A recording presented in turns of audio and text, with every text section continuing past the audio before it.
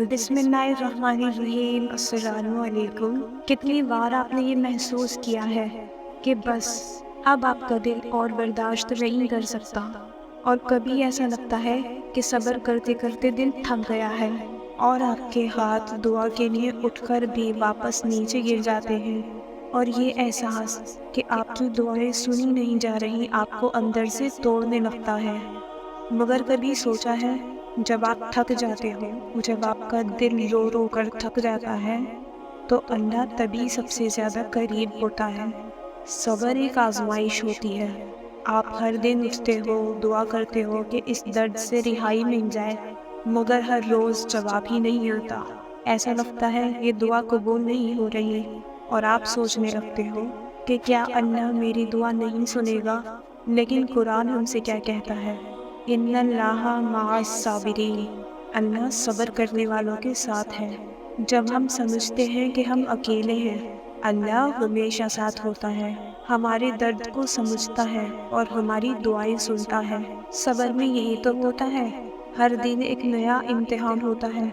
आपका दिल कभी इतना थकने लगता है कि आप इस रास्ते को अकेले और चल नहीं सकते, मगर हर दफ़ा जब आप अपना सब्र नहीं खोलने देते, तो आप अपने रब के और करीब हो जाते हो।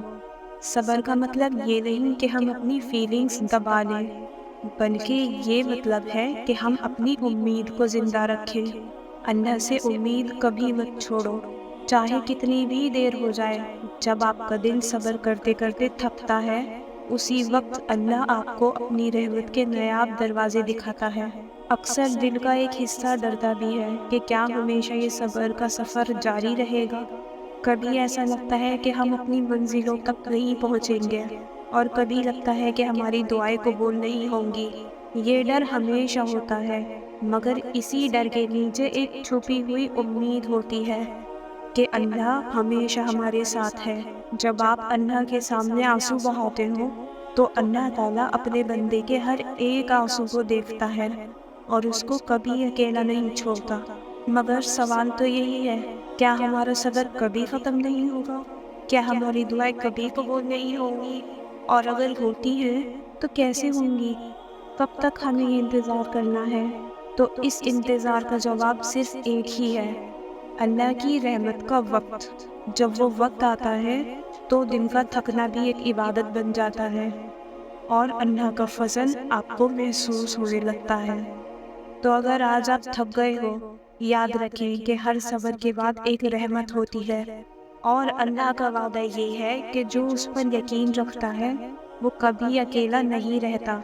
आपका दिल जितना भी टूटा हो, अल्लाह के पास उसको जोड़ने का रास्ता हमेशा होता है।